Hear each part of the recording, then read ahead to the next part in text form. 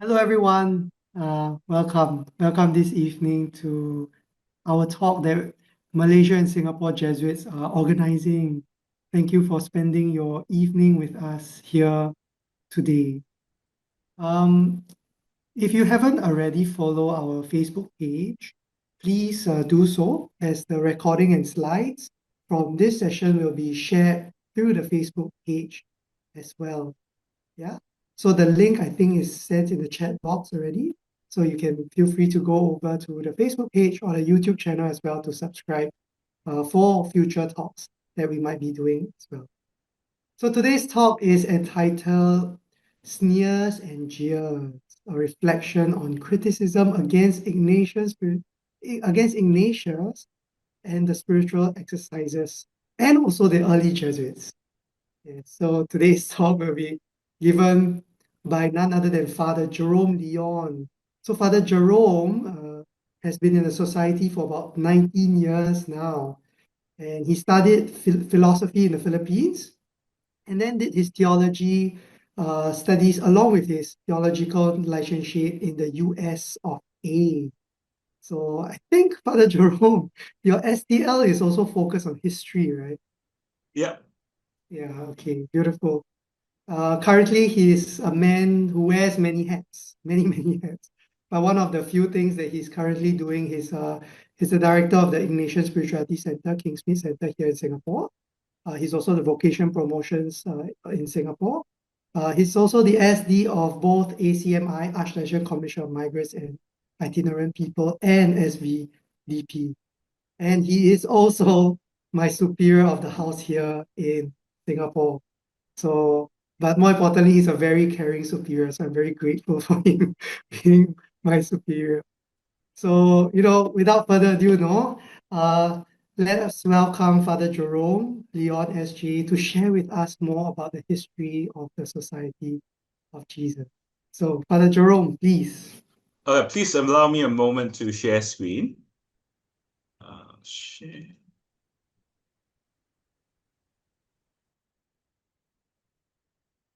Okay, I trust you can all see this, huh? All right. Okay, good. So let us start with a prayer. All right. And you can pray along with me. In the name of the Father, and of the Son, and of the Holy Spirit. O Spirit of God, we ask you to help orient all our actions by your inspirations, carry them on by your gracious assistance, that every prayer and work of ours may always begin from you and through you be happily ended. Amen. In the name of the Father, and of the Son, and of the Holy Spirit. Amen.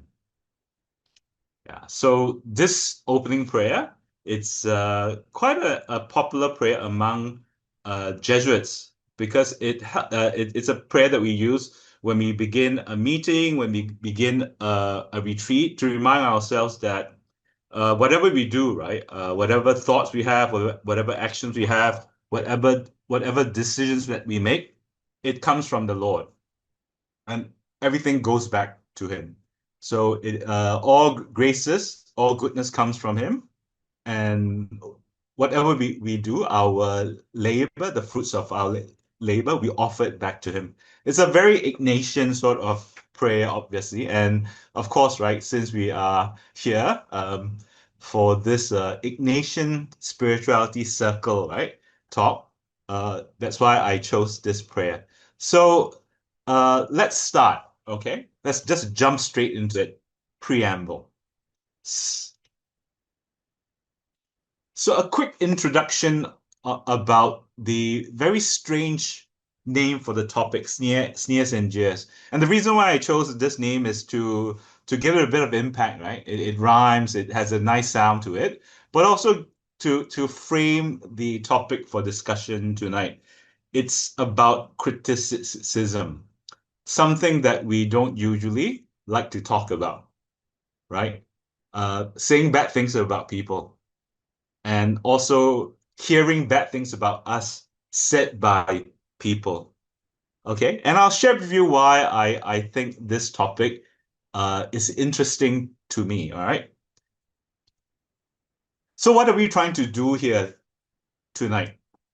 So one of the catchphrases in Ignatian spirituality, you know very well, finding God in all things. So one day I woke up and I said, can we actually find God in the criticisms and detractions that we receive?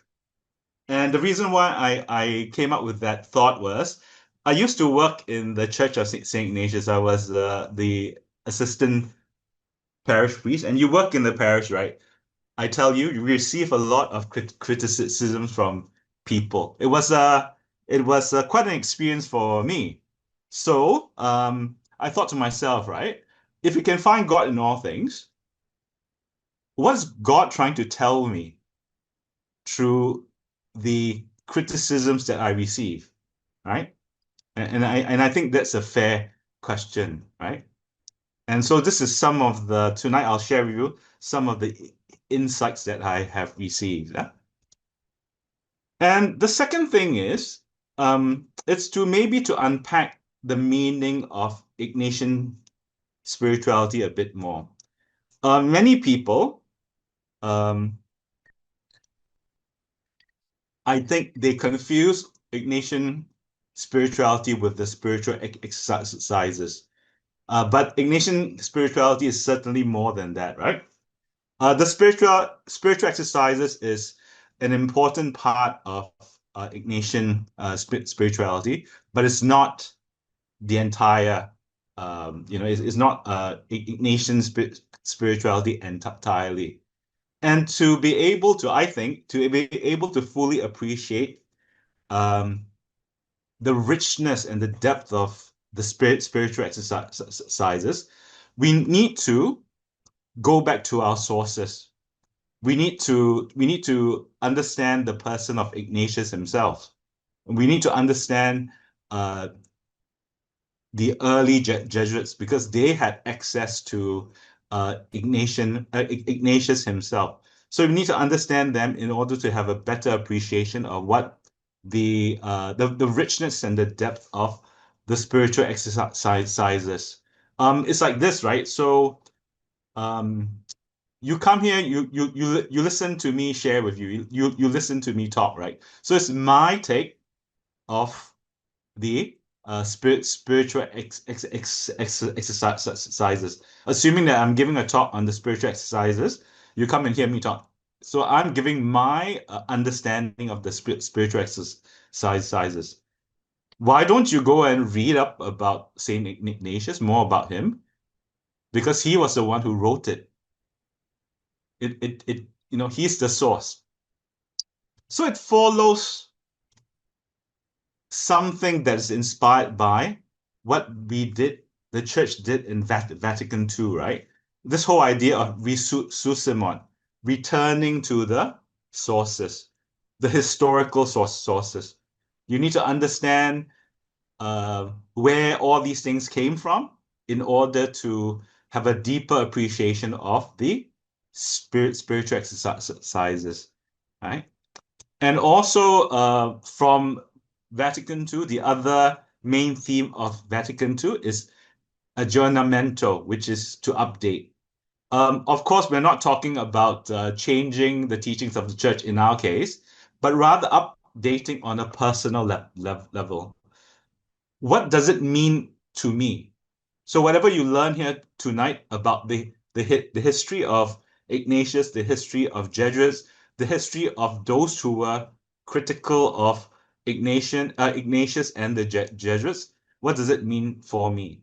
So you treat it as a form of reflection and prayer. So this is what I hope to achieve tonight. All right. And so for tonight's talk, my hope is you learn something more about the church, Ignatian, and Jesuit history.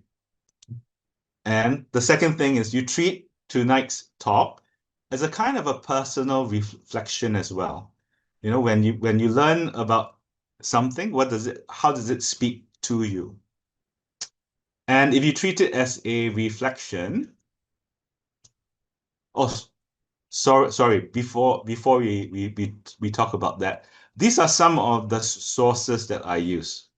So I always like to give a disclaimer, right?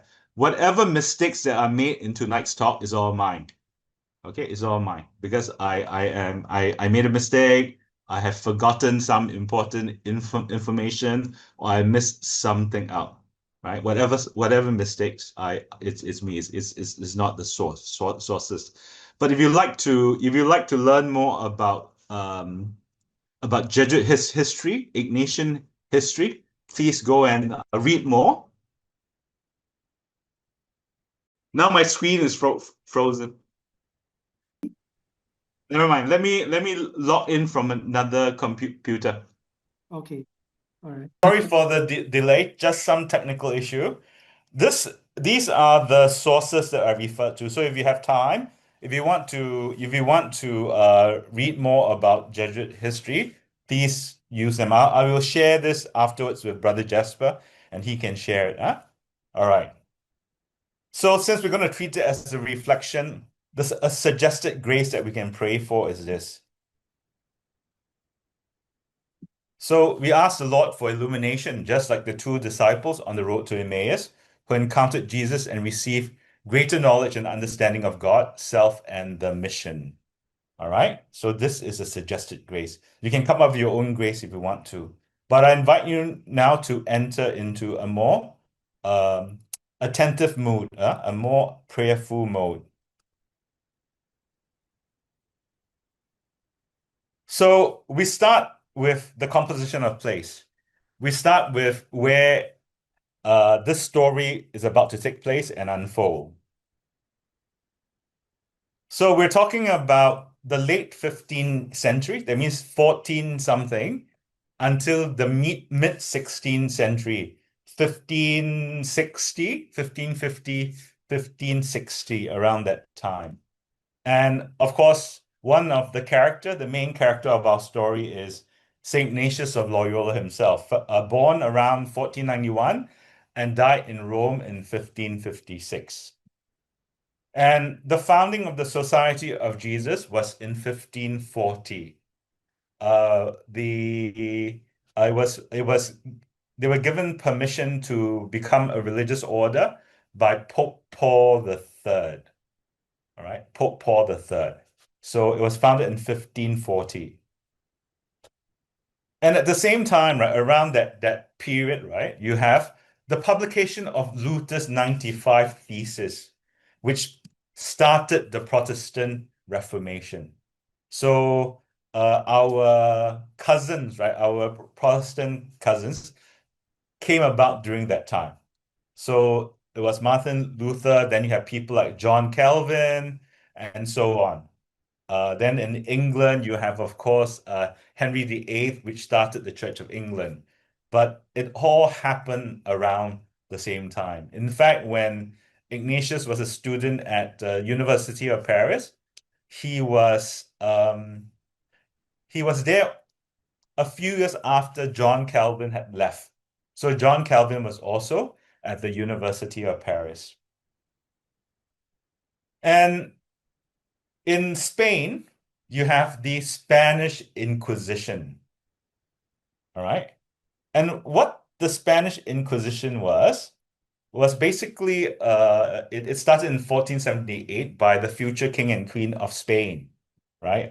Ferdinand and Isabella. They were known as King Ferdinand the Catholic and Queen Isabella the Catholic.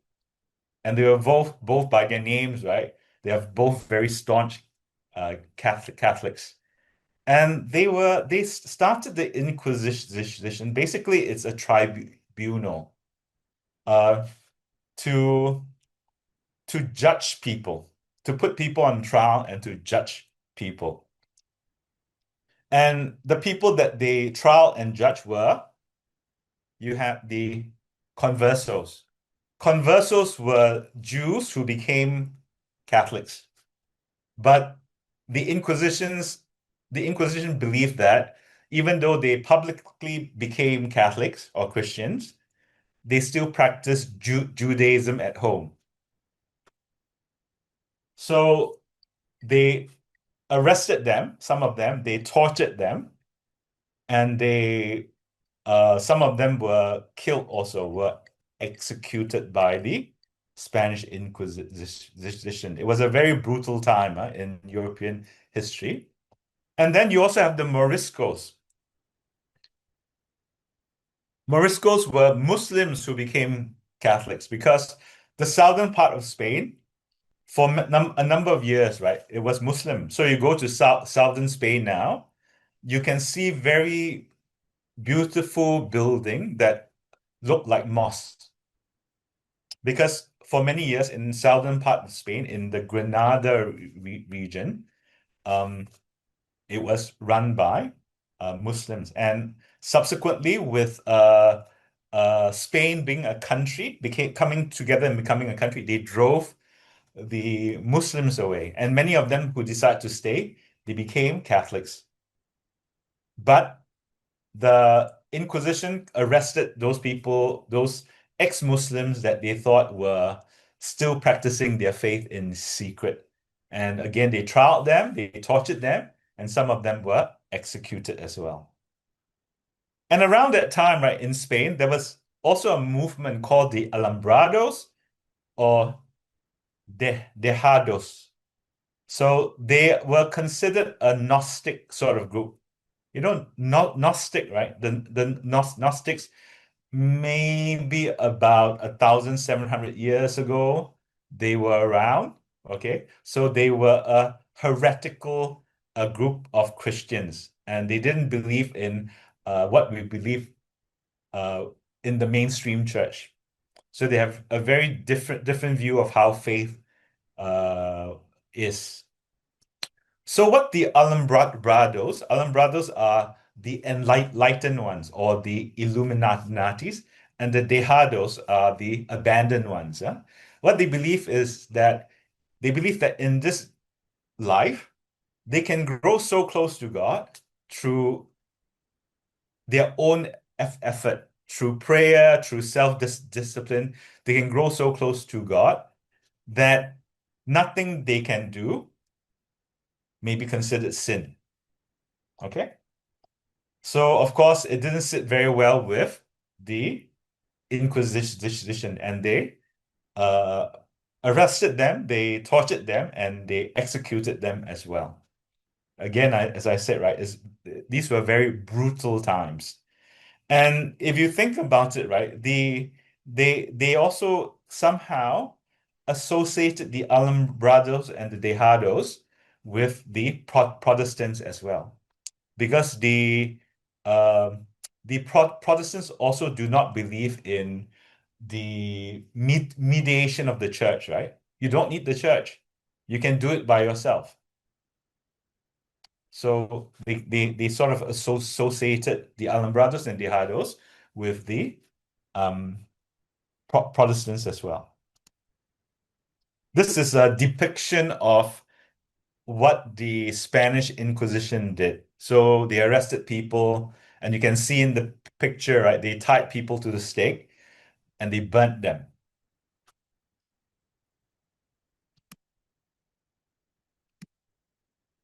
And as I mentioned, right, the Society of Jesus was founded, and it's a completely new way of being a religious order. So up to then, you have the monastic order. For example, the Benedictines, right? The Benedictines were a monastic order. And then and even the monastic order themselves, there are many that branch out and they reform themselves. But all of them, they followed the rule of Saint Benedict, right? So they are a monastic order. Then moving forward into the 11th century, you have the Mendicants, who are like the Franciscans, the Carmelites, right? So they are not exactly monks, right? They are a bit freer. They don't have to stay in a monastery and an enclosed place. They can move about a bit more, but still, right? Their rules are quite prescribed in the sense that they have to go back together as a community to pray. So that sense of physical connectedness is still very strong. But the Jesuits, right, had a different view of what religious order should be. They come from the tradition of the priestly reform, the Preti Reformati. So Ignatius and his group of friends, they traveled to various part of northern Italy, and they saw, right, that there were small groups of priests who were trying to reform the church from within. So instead of maybe leading, like, rich sort of lifestyle, corrupt sort of lifestyle, these priests, right, were this reform priests. They were trying to try to live as Christ poor, working with the poor, helping the poor. So they were also highly educated, because at that time, right, the priesthood really needed reforming. So the Jesuits came from that tradition, the the priestly reformation. They also have a universal outlook and a missionary outlook. Jerome Nadal, one of Ignatius, a person, a Jesuit who was very close to St Ignatius, said, "Our cloister is not in a place. Our cloister is the world. The world is our cloister." They see themselves as not wanting to be located or situated in one place. They want to go around to proclaim the gospel. You can think of them, right? You can think of us, you can think of us, right? As we follow in the footsteps of St. Paul. We are Pauline priests. We build churches, we move about. We have this missionary outlook, which is perfect during that time, right? Because you're talking about the late 1400s, early 1500s. It was also the age of discovery, going to the new world, right? They go to the new world. So you have all these priests that went along with the mission to go elsewhere to proclaim the good news. So the Jesuits, right, they went to South America, they went to India, they went to here also, right, in Malacca. St. Francis Xavier went there, and he was a Jesuit. So we had a missionary outlook. And before then, right, there wasn't a religious order that had this sort of sense. And it's universal, because they place themselves directly under the Pope. It's very rare. I think we were the first one at that time. So, and they were educated in the humanistic tradition. So, during that period, the lost texts and the lost books of the Greeks and the Romans, right, the classics, were rediscovered. And that's when the Renaissance happened. And to be educated is to be educated in the humanistic tradition. It's no longer, right, a person is just part of is just part of this bigger machinery, right? A human person is important. A human person has certain rights, right? So that whole understanding of what a human person is. So Ignatius and his friends, they were educated in this humanistic tradition. And then there are new rules, right? I'll show you something. Just give me a minute, huh?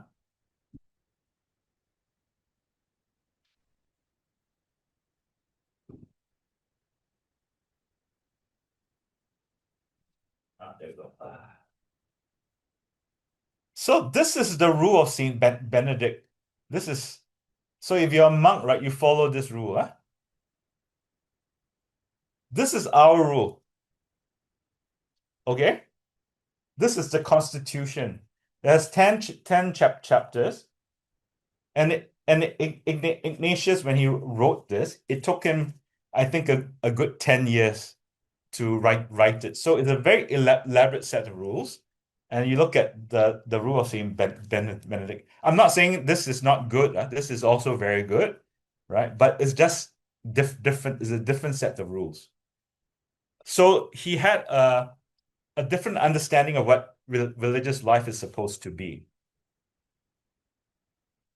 And then one important thing is the Jesuits were dispensed from praying the divine office together. So we don't have to come back together to pray as a community, unlike the other religious orders. Because the understanding is if we are working and we are on mission, how can we come back to pray? We just pray by ourselves. So it's a form of I suppose it's a form of freedom, but it didn't sit very well with the older religious orders because they say this is not what religious life is all about. How can you be like that? So as I mentioned, right, there was the monastic order, then there are the mendicants, and then what we are called are the apostolic order. So we are heavily involved in ministries. We're heavily involved in apostolates.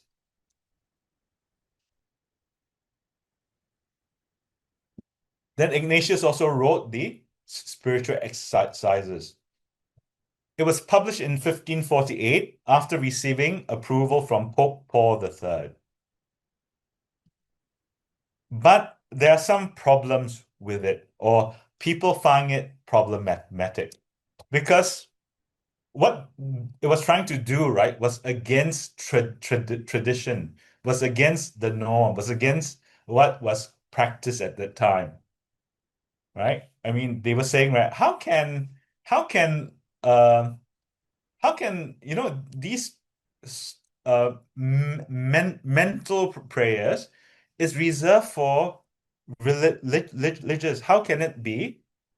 How can lay people do it? So there's a question of orthodoxy.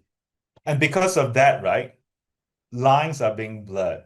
You're talking about a society then that's very structured, right? You have the king, you have the lords, you have the serfs, you have the ruling class, you have the common people, right? Yeah. So by doing all these, right, boundaries are blurred, and it has an impact. They think the authority thought that it will have an impact on the structure of society, and to them that is very dangerous. So we move to the next part. So that was the composition of place, that was the context and the history. Now we get to the main story.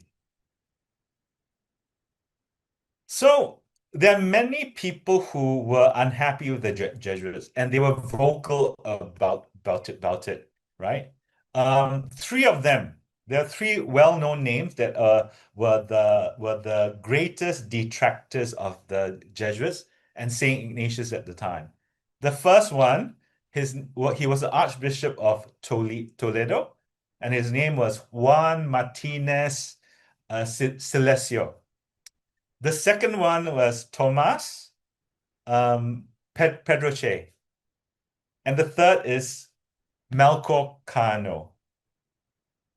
Pedroche and Cano, they were Dominican. Today we'll focus on Cano. So why was he so unhappy with Ignatius? Why was he so unhappy with the Jesuits? And why was he so unhappy with the spiritual exercises? All right. So he was born in 1509 and he passed away in, I believe, Toledo in 1560. So quite a young age, 51 years old. But he was a very well-known theologian of his time. Very well-known, very well respected. He was a professor of theology in the University of Salamanca. Very well-known during his time also. Ignatius actually went there to study. and was also at the Council of Trent. He debated there. So only the best of the best that the church can offer were there. So he was there, right? And he was elected provincial superior of the Dominicans in Castile. So his CV is very good. A well-known theologian, professor, went to Trent. He was also the provincial. In fact, right, if I'm not wrong, he was also the bishop of the Canary Islands. He was made bishop because the Jesuits complained about how upset he was with the Jesuits. He was saying a lot of bad things about the Jesuits. The Jesuits complained to the king. The king made him the bishop of the Canary Islands, far away. He went there and almost immediately he resigned and came back. Okay? Because he also had his supporters, right? And they brought him back. There you go. Bishop of the Canary Islands. Yeah. He was there for less than a year, if I'm not wrong. So Cano was arguably the biggest critic of the Jesuits. And he began to preach openly against the Jesuits as early as 1548, calling them the emissaries of the Antichrist. Just imagine, right? Someone points the finger at you and tell you, you are the emissary of the Antichrist. He really didn't like the Jesuits at all. Between 1556 and 1558, he wrote a number of letters stating that the Jesuits were a heretical force and the spiritual exercises were undermining church and state, which was something I mentioned briefly about, right? We'll talk about it more afterwards, huh? So it's not only the Jesuits he didn't like, but he was also critical about the spiritual exercises itself, something that we now love so much, right? And sometime between 1551 and 1556, Cano decided to put this criticism of the Jesuits and the spiritual exercises into a written document, Censura y Parecer contra el Instituto de los Padres Jesuitas. A censure or a criticism and opinion against the order of the Jesuit father. And the picture you see on your screen is the picture of Pope Paul IV. And Pope Paul IV, his given name is Gian Pietro Carafa. And Pope Paul IV also didn't like the Jesuits very much. But Cano and Pope Paul IV didn't get along also. So it's just this big mess. You can see how church politics was back then. Huh? The document was circulated, and Cano had the intention of showing it to Pope Paul IV in 1558. He was on his way to Rome because he was elected provincial of the Dominicans in Castile, but the church refused to confirm it. So he was hoping to go to Rome and get the Pope to confirm his appointment as the provincial superior. And he was telling others, he said, I'm going to present this document to the Pope. But along the way, he was stopped. He couldn't get to meet the Pope because there was some tension between the Pope and Spain. So, and he couldn't reach Rome. He couldn't get there. So, but this document, Censura, was circulated among the Dominicans at least. Interestingly, the manuscript, right, was lost over the last few hundred years. It was lost. So there were copies of it, bits and pieces of it that were copied down and published. People over the years claim that they have seen it, but it was lost.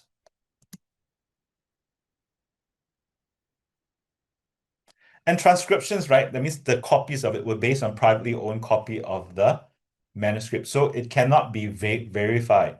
And there were also copies that didn't match up So it lends like there was suspicion of the source.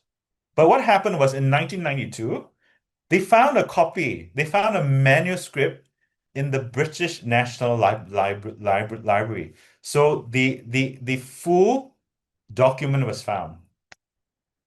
And that's why research happened. A lot of interest in this document happened. So if you look at the sources, one of which was written by Professor Terence O'Reilly, and he went to this manuscript that they found in the British Library, and he did research on that. So in that article written by him, there's a transcription of from the original source in Spanish.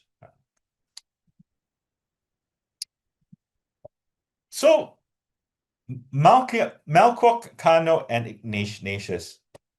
At the beginning of the document, the Censura, Cano writes, "If the society is a work of God, its founders must be holy men, for God builds on rock." But subsequently, at the end, or towards the end, his conclusion was, it's built on air. It's built on air, it's not on rock.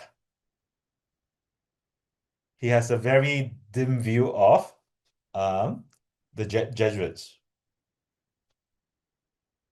Cano had actually met Ignatius a number of times, and he believed that Ignatius had fled Spain because he was a suspected alumbrado and was evading the Inquisition. It's not true, but he believed that. So he has a particular biased view against Ignatius. But why did he have a biased view? Because during the meetings, right, Cano found Ignatius lacking in integrity. He was vain. His views were questionable. He was ignorant, imprudent, conceited, and proud. Because he would be talking to Ignatius, right? And Ignatius will share about how he was being persecuted. It's not my fault, but I was being persecuted in Spain. And there was once, right? There was once when Ignatius went to meet a person of very high standing. Ignatius told the servant of this person, "Please tell the master that, Ignatius, the superior of this of the Jesuits, is here to see him." So Cano found that very vain. He was very vain, and Ignatius also talked about how good some of his men are. This Jesuit is a good man, but Cano found the same man not good. So he questioned his judgment of people. So, first point. Consider what I've learned from Cano's criticism and judgment of Ignatius. Point 1. Am I a critical or judgmental person? Generally speaking, do I think that my criticisms and judgment are valid and fair? Why or why not? If you think about Cano's criticism of Ignatius, right? He just met Ignatius, well, a number of times, but to me at least, it sounds like a very biased judgment. Well, we can point our finger at Cano, right? You are a biased person. You have judged Ignatius unfairly. But what about us, right? I turn our gaze back onto me, right? I look at myself. Am I also a judgmental person? Do I jump to conclusion about people? Are my judgment and criticisms fair and valid? Why or why not? When I am criticized by others, usually what are my feelings? Initial feelings and reactions. Do I dismiss them, or do I consider the possibility that their criticisms have merits? How do I find God in such situations? So when others judge me, what's my first reaction? Do I feel upset, Do I feel angry? Do I feel that I want to fight back? Or do I just dismiss them? This is okay. I know who I am. It doesn't matter. Or do I consider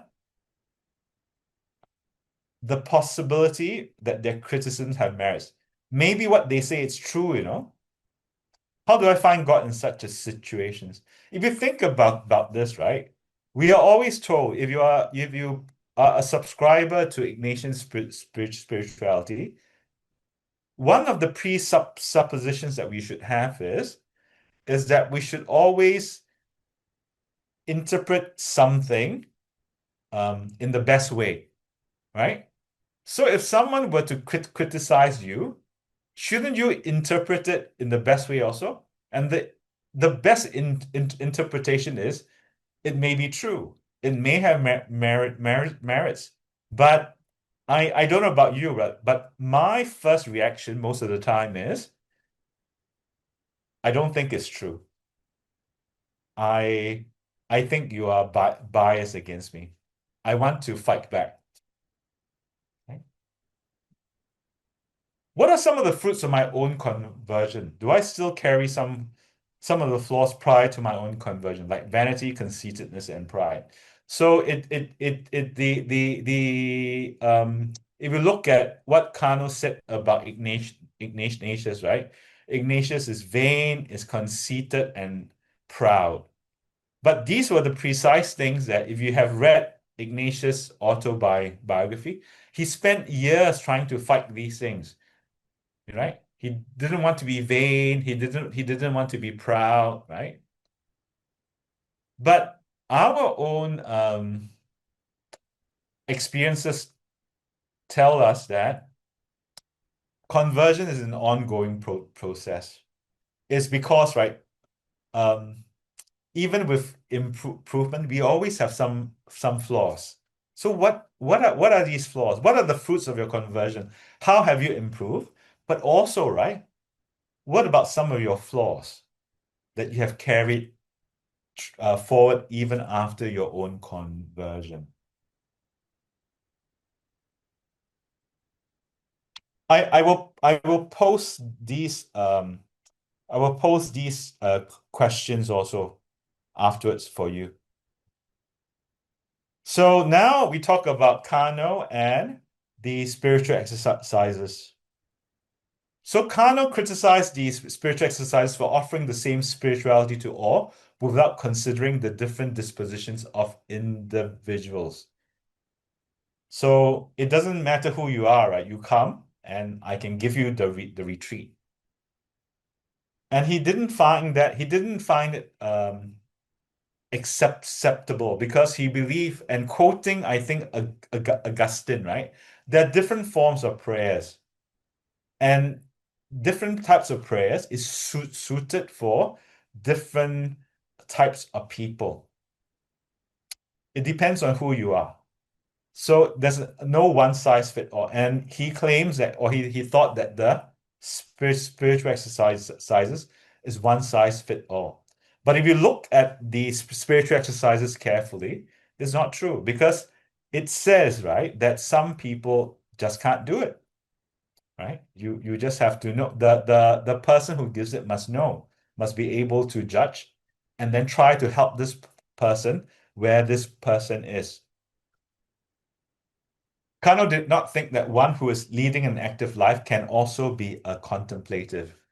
Because we're talking about mental prayers here, right? In interior sort of meditative, contemplative prayer. And at Kano's time, during Kano's time, it was reserved for people in religious life. You cannot mix, in his mind, you cannot mix the two. The other criticism he had was this. He said, how can you there are different ways, right, of attaining holiness. Mental prayer is not the only way. Why are you trying to tell people that? Okay. And because of that, right, Kano believed that the spiritual exercises can destroy the social structure of the day because it caused people to become less effective in their calling and role.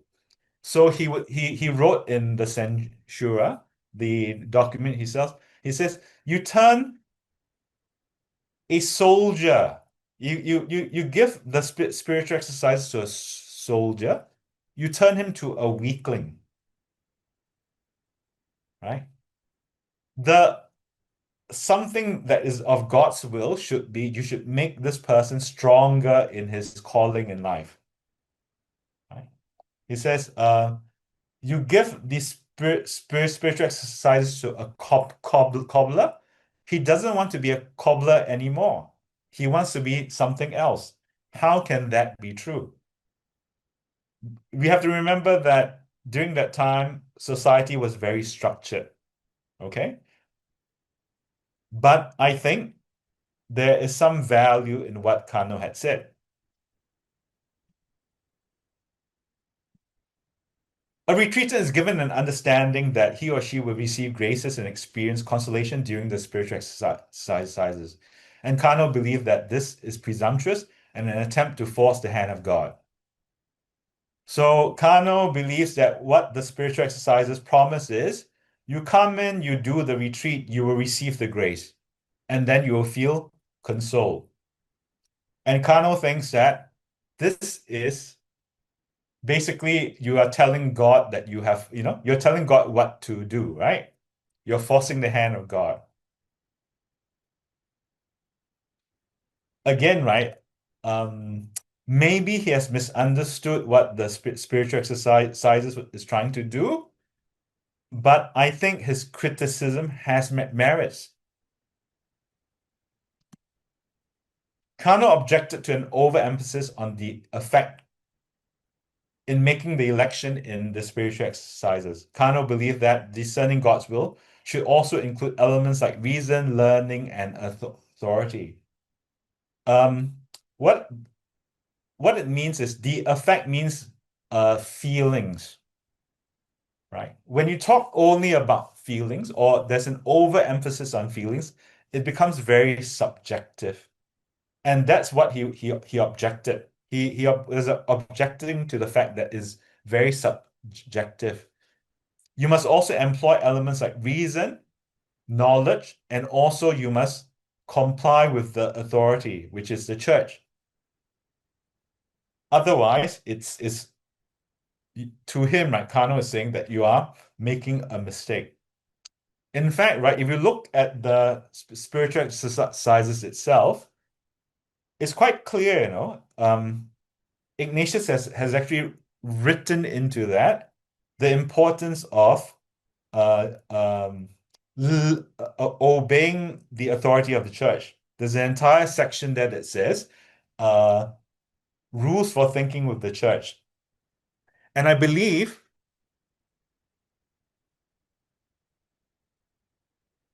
in annotation 22, the presuppositions, right? The retreat director is supposed to correct the person if the person gives an interpretation that is wrong. So let's say someone says, oh, I think God is trying to tell me this, right? Okay. In my prayer, I discern, and this is what God is trying to tell me, right? If it's too far-fetched, if it's wrong, right? If it's clearly wrong, the retreat director must correct this person in a loving way. So it's not that he or she shouldn't do it, but he is about how he or she does it, right? In a loving way. So, second point, consider what I've learned from Kano's criticism and objections to the spiritual exercises. Who is God to me? Is God merely a dispenser of graces and consolations to me? What is faith to me? Is my approach to faith transactional? So this was one, it's kind of came out from Kano's criticism of the spiritual exercises, right? Because Kano said, what you're trying to do is you're trying to force God's hand. God becomes merely at your disposal to dispense graces and consolation to you. So in our faith life, who is God to you, right? Is God merely someone you turn to ask for graces and to be consoled? And what is faith? Is faith something which is transactional? So remember what Kano said, right? You do go into the retreat, you do the exercises, you're promised the great graces. That means if you pray, you will get the graces. So if that's the case, then your faith is something which is very transactional, right? In fact, I have encountered someone who came to a retreat here, and in the SD time, right, this person told me, I don't know what's wrong with me. I have done what you have told me, and nothing is going on. Nothing is happening. So what I told this person was, it's okay, Sometimes it happens, sometimes it doesn't. But this person said, no, I don't believe it. I believe that if I do it more, I would feel consoled. Right? What are the signs that I've grown in my faith? What are the signs that I have not grown in my faith? Right? So again, right, it's about how Kano criticize and object to the spiritual exercises, right? He spoke about if a person does this undergo the spiritual exercises, this person should be more secure in his or her calling in life. Right? It's he or she shouldn't go and do something else, because he comes from a very structured sort of environment, right? So in our case, right, how do we know that I've grown in my faith? Is it because I am called to do more work in church? Or is it to remain stronger in my primary vocation? And I think it also dovetails quite well into the third question. How has my involvement in ministry and church community helped me in living out my primary vocation? How has my involvement in church ministry and church community made me stronger in facing challenges in life? I think what Kano was trying to tell in his criticism, what he was trying to say is that some people are trying to escape from their primary calling in life, trying to escape from facing challenges in life. It makes us think, right? It makes us think about our own calling in life, right?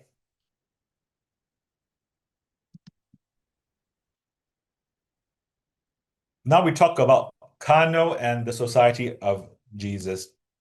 Kano questioned the canonical legitimacy of the Jesuits. The order received approval before the constitutions or the rules were drawn up, which was against the tradition of the church. So Kano pointed that the Dominicans and the Franciscans, right, their rules were drawn up first before the approval. How can you permit this order to begin before the rules were drawn up? In 1540, before the rules were drawn up, there was this document known as the founding formula of the institute, or I think it's known as the five chapters, right? And that was the only document that was submitted to the Pope, and the Pope approved the founding. Okay, so Kano questioned this. Why was there such a rush? So is this even legal? Kano believed that Jesuit spirituality is inauthentic. Jesuits emerged from the spiritual exercises apparently transformed. Kano believed that this transformation will not be long-lasting.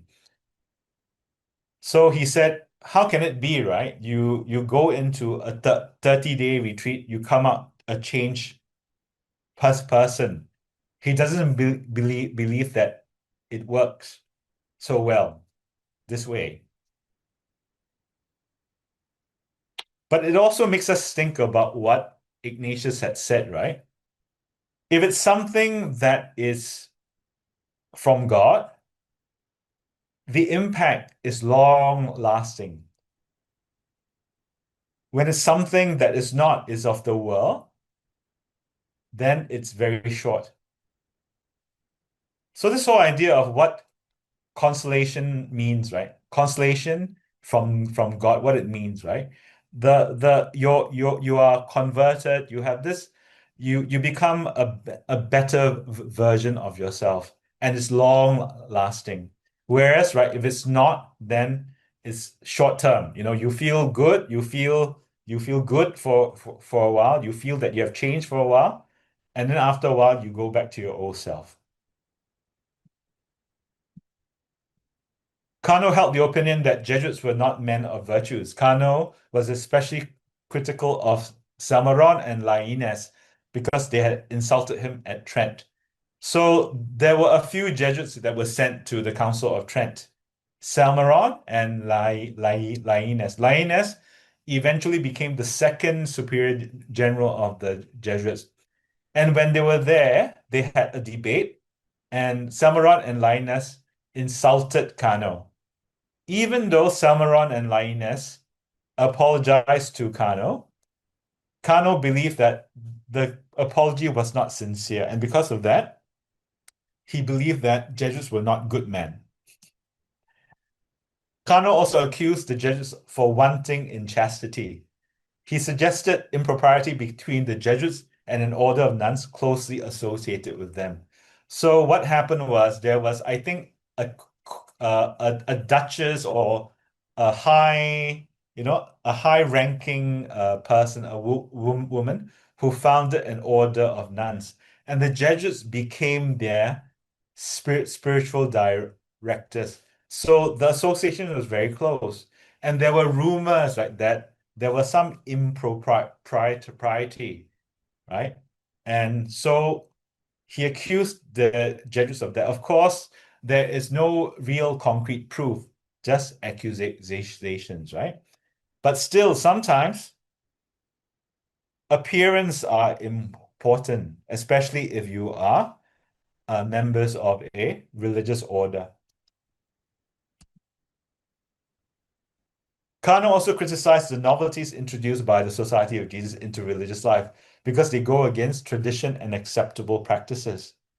Dispensation from praying the office in public, right? As I mentioned earlier, neglect of corporal penance. So Kano said, right, in the past, religious order prized corporal penance. They whipped themselves, they fasted, right? Whereas Ignatius said, no, you have to take care of your health. You shouldn't be doing all these excessive things so that your health is damaged and you cannot work and you cannot serve the Lord. So very different viewpoints. Lack of enclosure, lack of cloister. Kano said, the other religious orders stay in stable communities. There's a clear building where they stayed in, and there's a boundary. So people who are not part of the order cannot go in. But you guys seem to be open. You guys seem to be always going around, right? Meeting people. It's not right because the other religious orders, they live in an enclosure or a cloister. The boundaries are very clear. If you're not one of us, you cannot come in.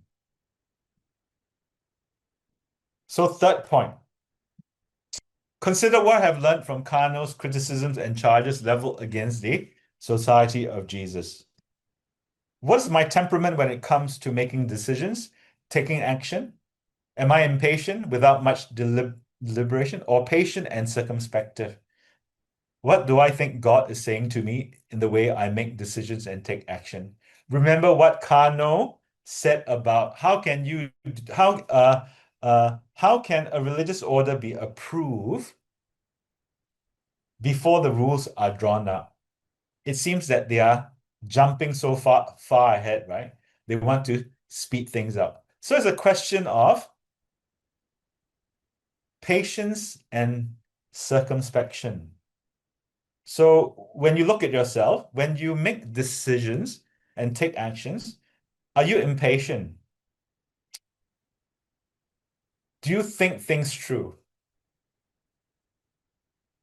What do you think God is saying to you in the way you make a decision and take action? In my church ministry and community, what do I think are some boundary issues that need addressing? Why? Do I think these issues need to be addressed urgently? Why or why not? So nowadays, right? So this is in reference to what Kano accused the Jesuits of, right? Impropriety. As I said, appearance, right? It's sometimes quite important as well. In our day and age, right, we talk about the problem of safeguarding. We want to protect people. We also want to protect the priests. We also want to protect the religious as well. How do we do that? And what are the immediate the boundary issues that require immediate attention? Okay. Sometimes it's also about how we do not respect each other's roles, right? So I'll give you an example. I know that there's a in a number of years ago, but there are some priests, right, who do not know boundaries. They assume everyone is like us, right? We work in the church, we live the church, we breathe the church, right? So early morning at 3 a.m., they would call a lay person up and tell them, I need your help. Can you do this for me? Right? I mean, it's good, right? It's to serve the church, right? That's a good thing, right? But the problem is boundaries. You don't know where, because a lay person has other things to take care of. This person has to work, this person has to take care of family. This person has a life beyond the walls of the church. We cannot assume that they don't have a life. So this is another very common boundary issue, I think, that needs to be addressed. Are there some things in my life, value, principles, relationships, that are non-negotiable? Why? Are there some things in my life that should be changed for me to grow? Why? So this is in relation to what Kano had said, right? That he was not happy with some of the novelties of the Jesuits, not praying together, praying the office together, not having a cloister, right? Not having an enclosure, right? So these are innovations, right?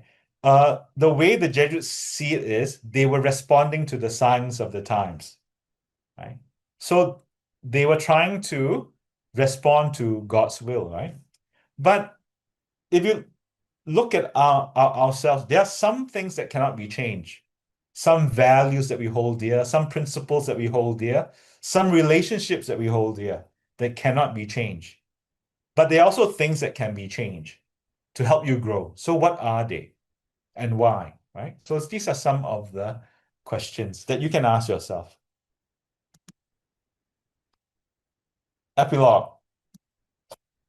So Pope Paul IV died in 1559. So this is Gian Pietro Carafa. He died in 1559. Some historians believe that he's not a very good pope.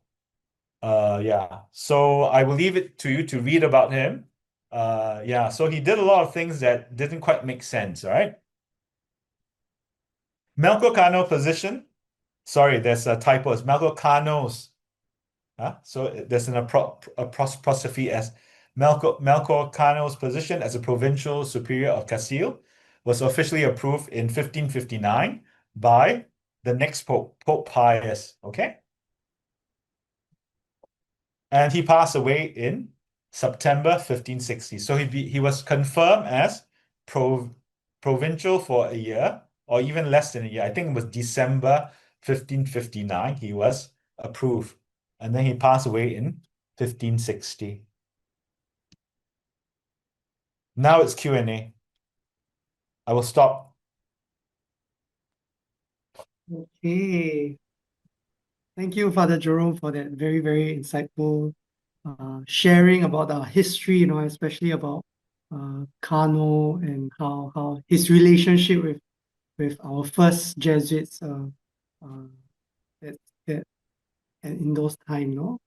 But Yeah. as usual, let's before we continue into the Q&A, with our Ignatian tradition, let's just take a moment to pause. Let's take a moment to pause to just reflect, recall whatever we've heard that from Father Jerome's sharing today. Was there something that resonated with you? Perhaps there was some questions that were stirring in our heart. We take about a minute or two to just notice these movements within us.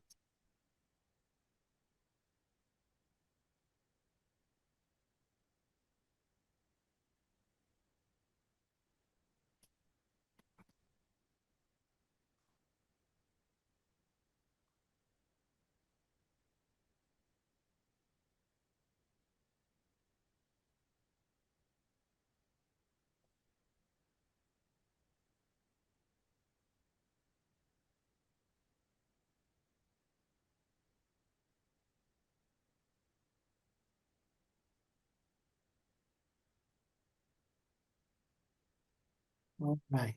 As you have noticed some of these movements within us, perhaps there might have been some questions or maybe something that struck you. If you feel like these things are present within you, feel free to either share in the chat or you can raise your hand and then we can call you out for us to ask you to raise your question to Father Jerome this evening. Okay? So we'll just wait for a short moment for you to maybe type if there are any movements that is going on within you. Oh yes, pardon me, how rude of me. I didn't introduce myself. I'm Brother Jasper from the Society of Jesus. So currently now I'm in Singapore and I was in the Philippines for 7 years and I just came back to Singapore here to serve in the parish with the young people. But anyways, today is not about me. But anyways, I thought it'd be good to just mention that I forgot about that earlier.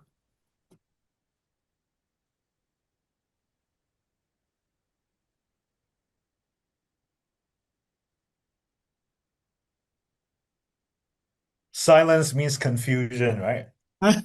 You've confused them, Father Jerome. You confused them. Yeah, they don't know what I'm doing, so it's all right. No, I think maybe people are taking time to type,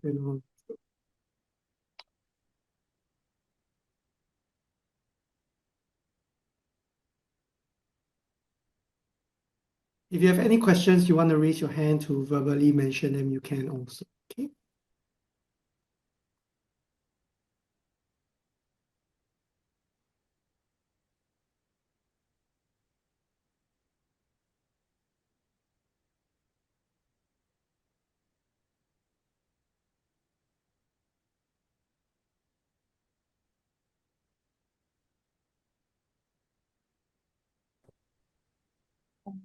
Father Jerome. Yes, yes. Hi. May I Jeers. know how did thanks for the session. I have a question. May I know how did Ignatius handle the criticism? Okay, so by the time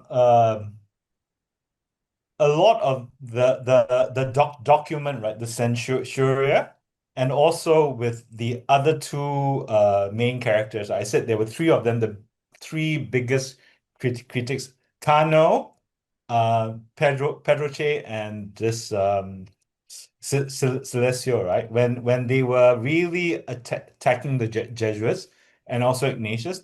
Ignatius was already coming towards the end of his life. So he passed away, Ignatius passed away in 1556, and Cano didn't make that trip or the attempted trip to Rome until 1558, right? But meanwhile, there were all these things. The document was being circulated among the Dominicans. Many of the Dominicans were actually supportive of the Jesuits. Okay, yeah.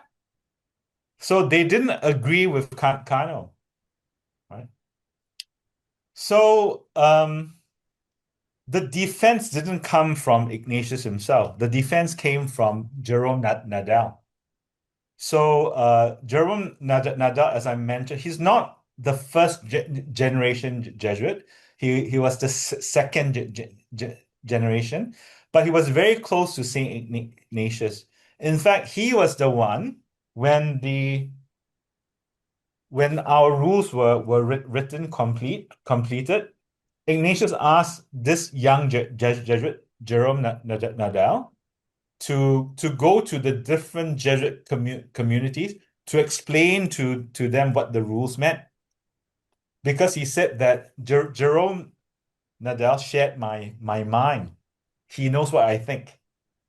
So Jerome Nadal and also other Jesuits, they wrote, to defend the Jesuits, to defend the spiritual exercises. If you are interested, that would have to be another talk because it's based on another paper. Yeah. Thank you, Father Jerome. Thank you, Jin. I hope that answers your question.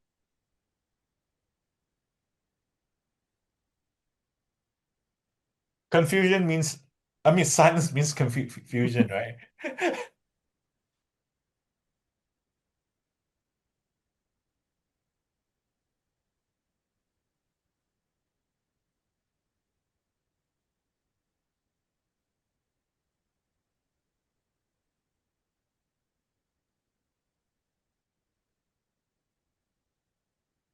Anyone have any other questions? If not, it means that we are good. We'll give maybe just another 2 more minutes, no? You'll wait another 2 more minutes. Do you want me to share the questions? I think that would be great, actually. Let me try to Yes. log in from my other computer because it's there. Wait, Oh, yeah.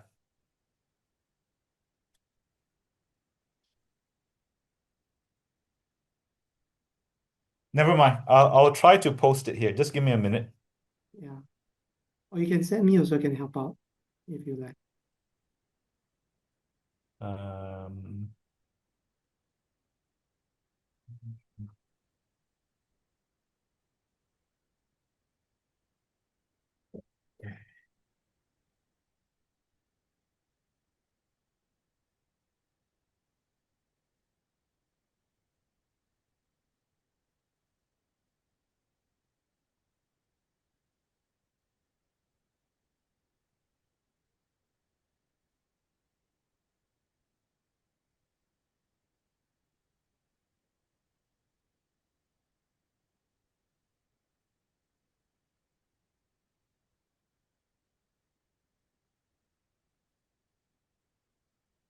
Yeah, very nice. So I think there isn't really questions. So we'll wait for Father Jerome to yeah, share. let me share the points Yeah. with you. So just give me a moment. I actually prepared them, but I just point. So I'll send it in the chat. Yeah, that works. Lovely.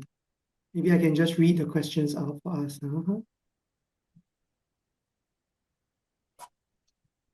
So the questions, the first one is, am I a critical or judgmental person?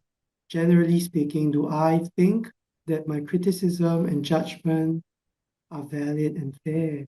Why or why not? When I'm criticized by others, usually what are my initial feelings and reaction? Do I dismiss them?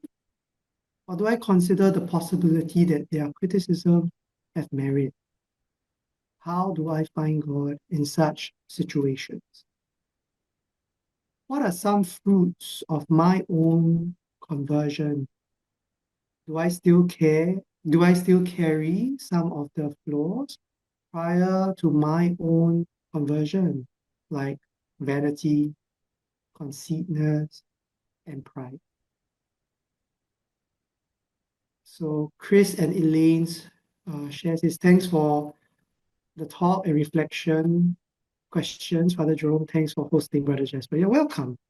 Welcome. You Oh, sure still there have aren't more questions. any more questions? Anything? No questions. So there are questions from point 1 and point 2 and point 3. So I will not read too many Yeah, questions. yeah. You copy, paste, and then reflect yourself. Okay. What about questions about the the various content that I share? Hmm. What about you, Jasper? Do you have any questions? I think you were very thorough in what you shared. So I don't really have much questions, to be You honest. were not listening, were you? Don't say that, Leo. I'm criticizing you. How do you feel? I feel very disturbed, but it's Okay. certainly important for me to go reflect again about what my reactions are.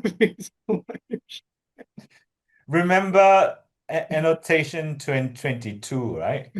Please open So you have to interpret in the best way, which means that if I criticize you, there must be some You have merits. your best you have my best intention. Intention, yes. Uh, yeah, at the moment, no real question. But I was just very, very moved by how I mean, it's always good to have people to criticize you, and how much information we have about how Ignatian and our spirituality and our history rather has been also really criticized because it keeps us in check. That's that's nice to know that there are people that they don't just take everything that we have in wholesale. So yeah, very, very insightful. So I learned so much today, to be honest. I learned so much about our history. Very, very good. Very good. I feel very consoled now, but I don't think it'll last. Oi. Oi, like that. No, must have good Yeah. interpretation. Yeah. Okay, I think there isn't much questions from the floor and from everyone. So I think that probably marks the end of our session today. So I have some announcements just in case. Wait, is there more questions? Wait, I see some chat. I don't know why. No. Okay. Anyways, if you haven't already followed our Facebook page, as I mentioned at the start, please do, because the recording from today's session and the slides will be shared there. So yeah, also the Facebook page, I mean the YouTube channel is there as well. Often when we have our sessions, it's uploaded there.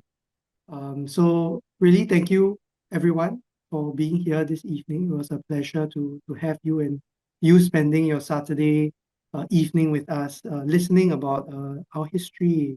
So thank you also, Father Jerome, for giving your time to share about the history of our society with us. If it's possible, maybe also Father Jerome ask for a final blessing as we end the evening The Lord be with you. and with your spirit. And may Almighty God bless you, the Father and the Son and the Holy Spirit. Amen. Have Thank a good you. evening. Thank you. Have a good evening, everyone. Yeah. Bye-bye. Thank you, everyone. God bless. Bye-bye. Thank you.